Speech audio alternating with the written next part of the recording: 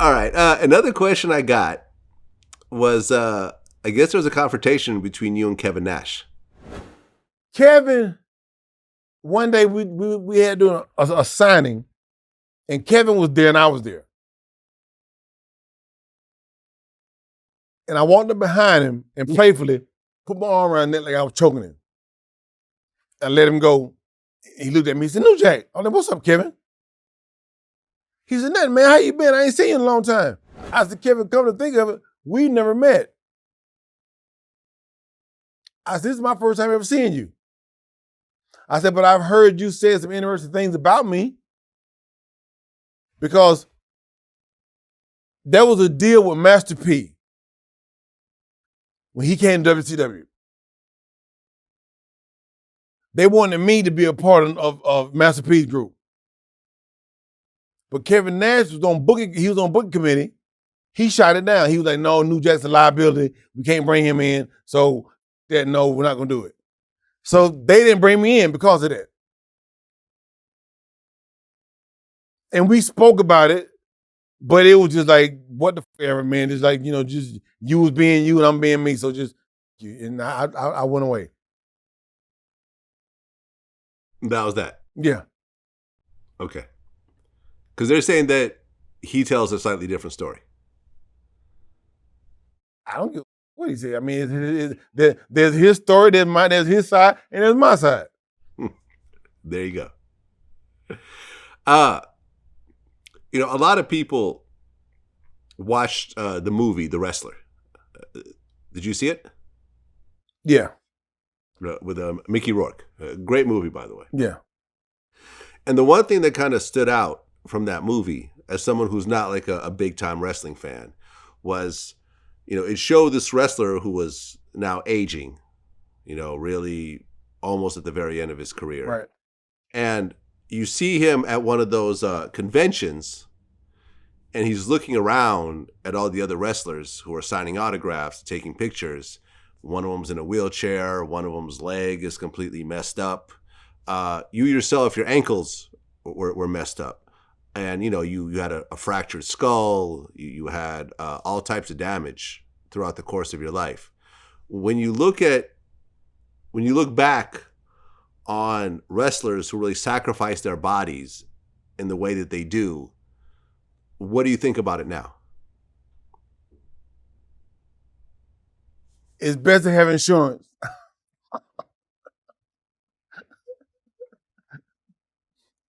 Get you some good life insurance, good health insurance. Do you regret any of the stuff that you did in the ring now as you're older? No. None at all? Okay. But you have braces on your ankles. I got a brace on my right ankle. Your right ankle. I mean, it's not a brace, it's a boot. Because I had surgery in November. So I've been wearing the boot now for like 6 months, 7 months. Okay. Is it coming off at one point? Yeah. Will you go back to the ring after it comes off? I might. Okay. I can still go. I can still go, bro. Yeah, I bet. No. You signed up for it. Yeah. You said in the Dark Side of the Ring documentary, the way you would want your movie to end is you in a wheelchair snorting a bunch of coke. That's how I wanted to end. With a handful of...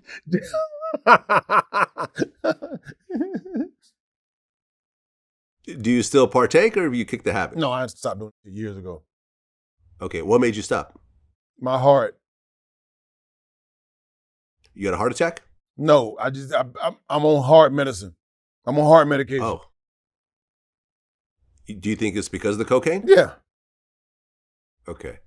Yeah, I had a friend of mine overdose and die off cocaine at 23. Yeah.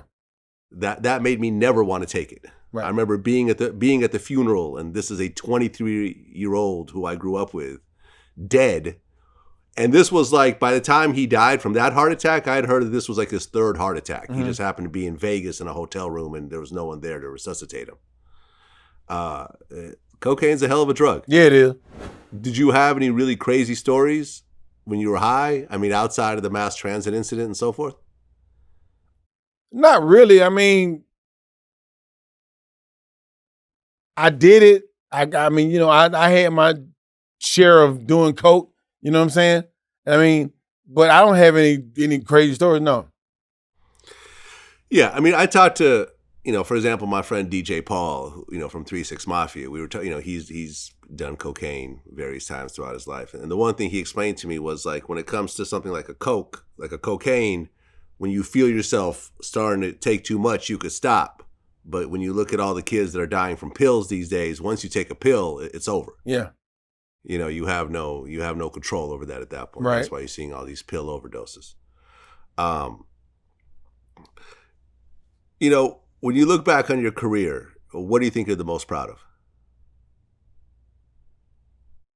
I got action figures.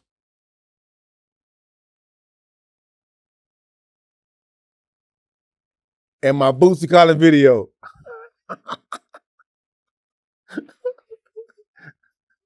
That's what I did. Is there anything in your career that you feel that you would change if you could? No. You stand behind everything. Yep. Yep. Well, New Jack, a hell of a story, a hell of a life. Like I said, when I went and asked who I should interview next after doing Mark Henry, which was my first wrestler interview, everyone was asking for New Jack. Right. And when I read the story and when I saw the documentary and everything, it was like, okay, this is definitely right along the lines of Vlad TV here. Yeah. Well, I appreciate you sharing your story, man. And, it started off with a lot of hardship, but it seems like you took all that pain from your childhood and turned it into something. Yeah. Well, I wish you all the best, man. I hope to see you back in the ring at some point. All right. Thank you, man. No doubt. Until next time. Take it easy. Peace.